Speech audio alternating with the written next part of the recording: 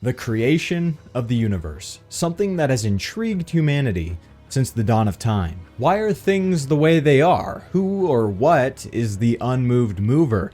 Why is there evil? What is good? What if you could recreate the universe in your own image? What would be different? What would it look like? Well, Pokemon Platinum's Team Galactic and its leader, Cyrus, know exactly what this new universe would look like, and they will stop at nothing to create it. Hi, I'm Flyboy, and you're watching my 4th entry in my video series on the various villainous teams of Pokemon. In this series, we take a deep dive into every single evil team in this series, after which I will review them on 4 different metrics and rank them on my villainous teams tier list. But without further ado, let's introduce Game Freak's most anime evil team, Team Galactic.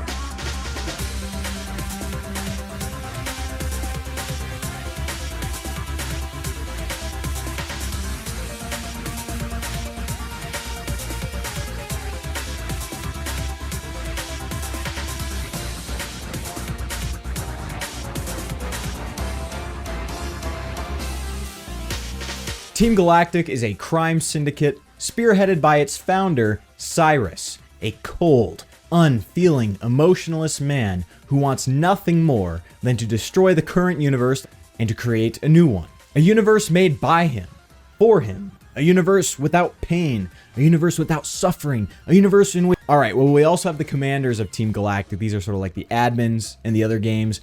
And you have Mars, Jupiter, Saturn, and if you guess something like Venus or Neptune, you're wrong. The last one is Charon, who is this weird scientist guy, only in Platinum, by the way. And finally, we have the Team Galactic Grunts, who not only look ridiculous, but are in a constant war with each other, competing for promotions and bonuses in a corporate-style organization. So I guess they're like the average American then. Well, now that we have a base-level understanding of Team Galactic, don't worry if you're kind of still out of it, this next part will help. Let's go into your interactions and the overall plot of Team Galactic, and of course, everyone's favorite, Pokemon Platinum. Chapter 1, The Valley Windworks. Your first encounter with Team Galactic happens very early on. In fact, right after you get your starter with Barry. You two try to run off and capture the legendary Pokemon at Lake Verity, but instead what you find there is a strange man with light blue hair. Instead of a measly grunt being your first encounter with the villainous team of Sinnoh, like you would in most other regions, it's Cyrus, the big dog himself. He talks about how he wants space and time to become his own, and how the legendary here is somehow involved, and then he just awkwardly pushes past you and Barry. What I like about this unorthodox introduction of Cyrus is that it characterizes him immediately past just he's the big bad guy, and then also presents his aims, although very vaguely, up front. He's antisocial and autistic, if you believe the leaks, and has universe-altering ambitions. Now it's just up to us to figure out why he wants to change the universe, and how exactly he's going to do it.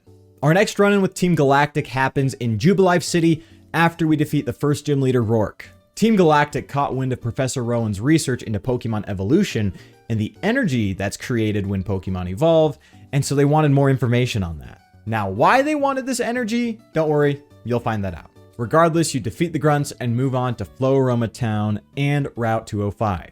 On this route, a little girl tells you that Team Galactic is holding her father hostage at the Valley Windworks. One Grunt on Route 205 very non-covertly tells you that Team Galactic is covertly stealing energy from the Valley Windworks. So obviously there's something they need energy for. To get into the Windworks, you need to get a key from the Grunts in Floaroma Meadow. And it's just another battle with Grunts, but there is something interesting you find out here about Team Galactic structure. It's very corporate. One of the Grunts standing guard says, "Yeah, like I'm really supposed to win with a Pokemon like this." Which alludes to the fact that Pokemon are divvied out to the Grunts, like it's just, a work laptop. Furthermore, another Grunt in Floaroma Meadow, I can't say that, also says, "This is why I'm going to be stuck as a Grunt forever." And the other, "I want a promotion so I can get some tougher Pokemon."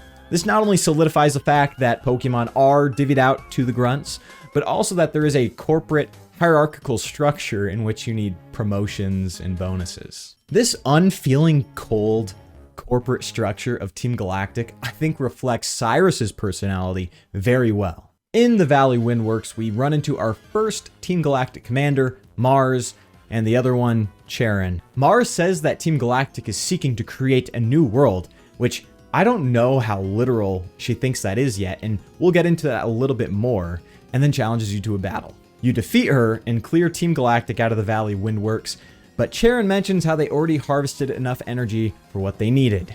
A hollow victory. Chapter 2, Eterna City. In Eterna City, we find Cyrus standing in front of the Dialga/Palkia statue. He seems to be investigating the validity or the truth of the mythology that these two created time and space, or the universe as we know it. It also seems like Team Galactic is stealing Pokemon from trainers, even by force. They play it off as donations, but one of the grunts even says they will bring the pain if you don't comply. You scale their building in this city full of grunts, scientists, and motivational posters alike. Didn't I say they were corporate? We find Jupiter at the top with the bicycle shop owner who she stole Pokemon from. You defeat her, but she gloats. She says Team Galactic already did what they needed to do. She mentions something about a statue heist. We find that the statue in Eterna City is desecrated. And like we knew earlier, the Valley Windworks mission was a success. But she does let you in on Cyrus's plan. Of course, she knows more than anyone. She's a commander, right? She says he's going to rule Sinnoh. Last I checked, that wasn't Cyrus's ambition, yet Jupiter is convinced that this will be a sort of local monarchy. Even Mars just said Cyrus was going to create a new world. Who knows how literal she was about it, but it's starting to seem like the commanders aren't quite in the know about Cyrus's true intentions. This shows the disconnect between Cyrus and the rest of Team Galactic, him acting as a sort of cold, unfeeling sovereign over the group. Speaking of Cyrus, though, when we go through Mount Coronet for the first time, just one of the lower levels, we run into him one more time. We get our first true glimpse into the why, or the motivations of Cyrus on why he wants to create a new universe. And this is what he says. In a newly created world, a world where only time and space expanded, there should have been no strife. But what became of this world? Because the human spirit is weak and incomplete, strife has spread. This world is being ruined by it. I find this state of affairs deplorable. Cyrus believes the human spirit, or emotion, is the root of all conflict and pain in this universe. Chapter 3, The Lake Trio. In Veilstone City, you see Team Galactic's giant headquarters looming to the north, but we have some other business to take care of before we raid that building. After you defeat Marlene, Dawn tells you that some Team Rocket grunts stole her Pokédex. This seems like a rogue plot or scheme of sorts by these low-level grunts to try and, be above and beyond and earn a promotion, but that's just my interpretation. Anyways, you defeat them and they mention that the warehouse they were standing guard at had something in it and that they delivered it to Pastoria City.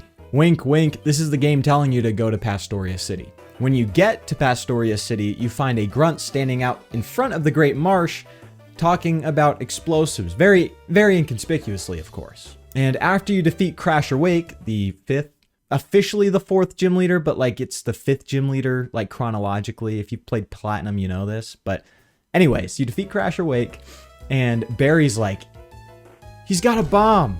The dude's got a bomb. You go check it out at the Great Marsh. And, yeah, it explodes. So we know what the package was now, but the grunt that carried out this explosion lets us know that it's not just any bomb, it's a galactic bomb. He also says it was a test. So the Great Marsh wasn't of any significance to Team Galactic, and he runs off. You make haste and chase down the grunt. As you do, you eavesdrop on his conversation with himself and learn a little bit more about this galactic bomb. You first learn that the energy they were harvesting from the Valley Windworks was used to develop this bomb, and that they were taking it to Lake Valor. The grunt barely escapes with the bomb and delivers it to a galactic commander. What I love about Team Galactic's story here is just how interwoven every part is, and it becomes even clearer later on. These schemes that we stumble upon aren't just isolated acts of criminality or mischief, but rather they're all small parts of the greater whole of Cyrus's plan. In Celestic Town, you find a grunt terrorizing the town with a bomb saying he's going to blow up this very holy site. You defeat him, and you go inside the ruins he was going to destroy, of course. Inside, you find a painting of the Lake Trio, that being Azelf, Mesprit, and Yuxi. And Cynthia's grandmother gives you the mythology of these three beings and how they bring balance to the world. Cyrus comes in and interrupts your conversation and asks if these three Pokemon are the reason why the world remains unchanged. Cynthia's grandmother refuses to elaborate to Cyrus, but he says that her attitude is enough of an answer for him.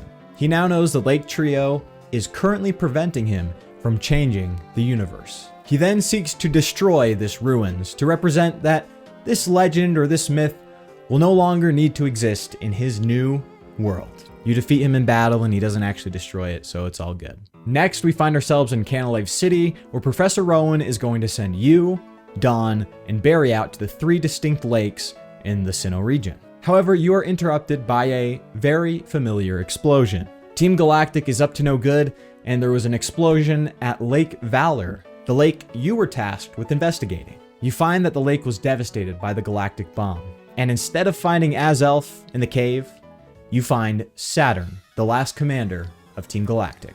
During his short monologue, he says, "Everything is for everyone," which implies that Saturn maybe has a more idealistic and humanitarian view of what Cyrus's plans are. This further fuels the idea that these commanders are kind of ignorant to the true aims of Cyrus. You defeat him, but it's too late. Azelf has already been shipped to their headquarters in Veilstone.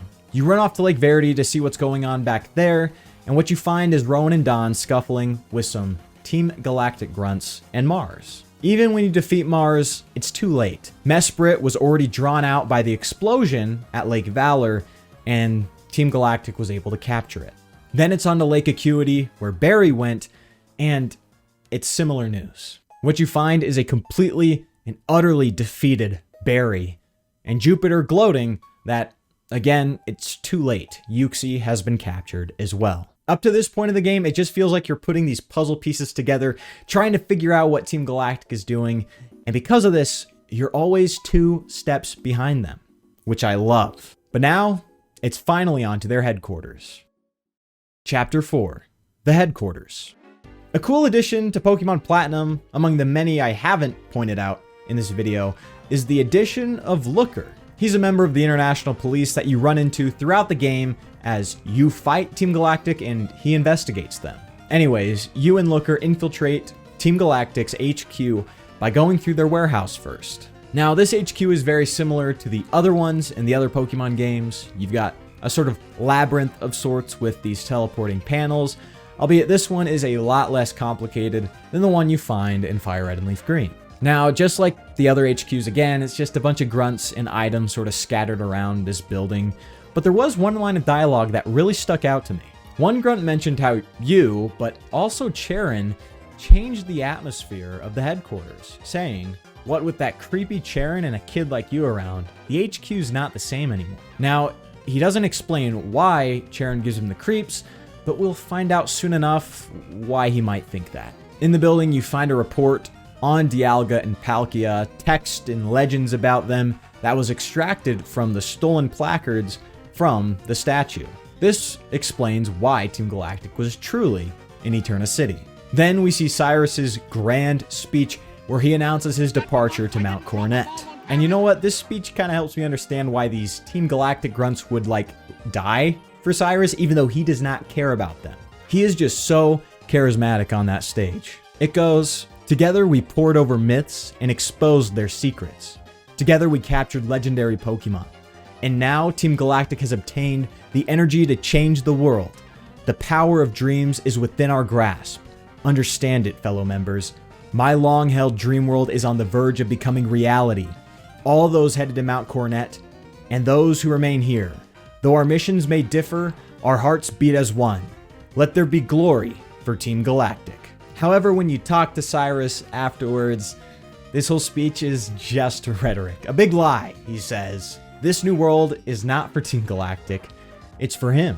He even goes on to say, "You've seen my minions of Team Galactic. You yourself must know they are uniformly useless and incomplete." I find this to be such a stark contrast with the other leaders of the villainous teams we've seen in this series. Whereas the loyalty of these leaders seems earned and almost reciprocated, here it seems very one-sided. Cyrus feels nothing but disdain for his grunts and maybe even his commanders. You battle him once more, and before he leaves, he tells you to free the Lake Trio because he has no need for them anymore.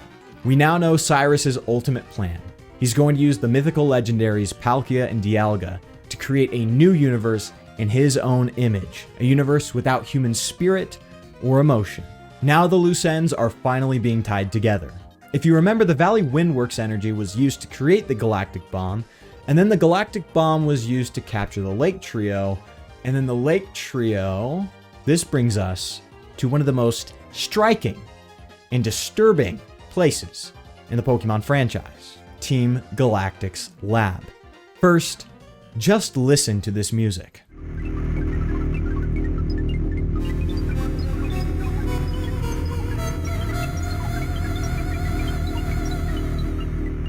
If there is a word for this music, I would call it disturbing. This lab is a dark, dingy hallway filled with these green test tubes with mysterious substances in them. And the only people in there are scientists that are traumatized and sickened by the experiments they were forced to carry out under Charon. Remember that grunt who said he was throwing off the vibes? Well, here we are. When you get to the end of this freakish place, you find Charon, Saturn, among the Lake Trio in a room. The red chain, which is used to harness the power of Dialga and Palkia, was created by tearing out and extracting the red gems you find on the Lake Trio legendaries. You defeat Saturn one more time, and afterwards he lets you release the Lake Trio and even admits that he doesn't quite know exactly what Cyrus's plans are. Charon, on the other hand, noticed that both Cyrus and Saturn have suffered defeat to a child and has seen the cracks in their plans, and so it seems like he's planning something else. Chapter 5, Cyrus's Vision. We have finally made it to the climax of the story, Mount Coronet. We are tasked with scaling this monstrous mountain to get to the summit where Spear Pillar is. And a grunt right before the summit candidly mentions that he thinks Cyrus might ditch him, which is true. As we get closer and closer to the realization of Cyrus's dream, it seems like the tensions are getting higher. Once we get to the top, we have a touching moment with Barry as we take down Mars and Jupiter for the last time. But again, it's too late. Cyrus is already using the red chain to awaken Dialga and Palkia. The Lake Trio arrives and tries to stop Cyrus, but it seems like they are no use. Cyrus mentions that the Lake Trio, although powerful, cannot compare to the power of these two, Dialga and Palkia. A ginormous shadow interrupts Cyrus's monologue, but he continues going anyways. And this shows that Cyrus truly feels godlike in this moment. He sees this giant Giratina and doesn't even pause. But, Giratina's Giratina, and it captures him and drags him into the distortion world. You follow him into the distortion world, and this is where Cyrus comes to the realization that it wasn't just the Lake Trio holding the universe in balance. Giratina and the distortion world, which is kind of like a reverse world without space and time, was the sort of second DNA strand, as he puts it, with the real world. DNA can continue to replicate itself as long as one strand remains, and so he seeks to destroy the distortion world and Giratina so he can then change the real world without it duplicating once again. This is Cyrus's logic, not mine, okay, and I'm not too into biology, so I don't even know if that's true, but that's the explanation he gave. In the deepest part of the distortion world, you finally defeat Cyrus for the last time, and he tries to strike fear into the player by saying if you capture or defeat Giratina, quote, you inherit my legacy. A legacy we obviously don't want to inherit because it would necessitate the destruction of the world. Get it? But Cynthia's there and she goes, don't listen to him. And so you capture Giratina anyways. Cyrus appears one more time and argues with Cynthia about the worth of human spirit and finally ends on this. We will never see eye to eye. This I promise you. I will break the secrets of the world. With that knowledge, I will create my complete and perfect world. One day, you will awaken to a world of my creation, a world without spirit. And that's it for Cyrus, as he walks off into the distortion world, never to be seen again. Epilogue. Charon's ambition. Now, there is a final side quest involving Team Galactic after you get the national dex, but honestly, it's not that great. It's just Charon trying to use Team Galactic, the remnants of it, to become rich, in this case, by capturing Heatran. Saturn doesn't care about Charon's ambitions, Mars and Jupiter abandon him, and we find out he was the most junior commander, so it kind of makes sense why no one's really following him. He is captured by Looker, who was pretending to be a rock. You can't make this up. And that's it for Charon. Mars and Jupiter's reasoning for leaving Charon was that they thought Team Galactic was more exciting under Cyrus, which sort of shows they were kind of just ignorant and vain about the whole thing. They didn't really know what Cyrus was doing. But there is something oddly compelling and charismatic about Cyrus despite his sort of awkwardness. Someone who's that driven and that insane to want to like destroy the universe and got this close to doing it, you know, there's got to be something to it, right? However, this vision and ambition Cyrus had, Charon lacked, and that's why Team Galactic fell apart under his watch.